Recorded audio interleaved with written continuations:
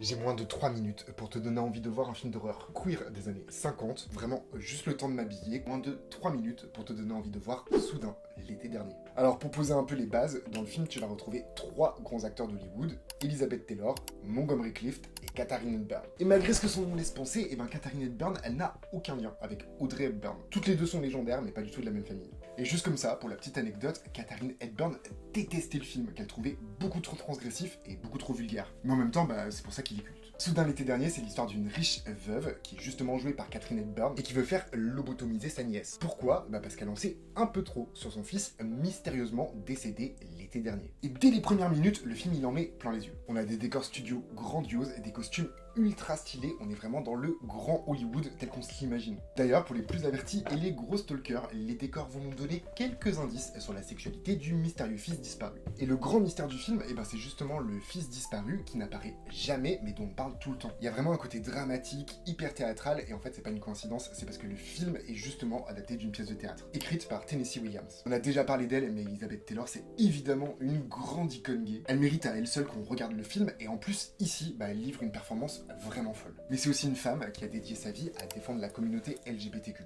notamment pendant la crise du VIH. Et fun fact, elle est aussi connue pour ses nombreux lavender mariages. Alors les lavender mariages, en fait c'est des mariages qui permettaient aux hommes gays de se couvrir et de pouvoir continuer leur carrière. Et puisqu'on parle de sexualité et d'hommes gays, parlons de pourquoi le film est queer. Le film dit beaucoup sur la médicalisation des femmes et des personnes queer. Alors évidemment, il y a la lobotomie, qui à l'époque était censée soigner les personnes qu'on disait hystériques ou alors déviantes sexuellement. Et puis ça dit beaucoup sur la façon dont on traite les femmes, qui sont un peu trop libres et un peu trop indépendantes selon les goûts de la société. Alors si t'as déjà vu le film, je t'encourage vraiment à me dire ce que t'en penses dans les commentaires, et si tu l'as pas vu, j'espère que je t'ai donné envie de le voir. Maintenant qu'on est sapé, n'hésite pas à t'abonner à mon compte Very Nasty Stories. Je suis sur Instagram et sur TikTok, je parle de culture LGBTQ+, dans le cinéma d'exploitation.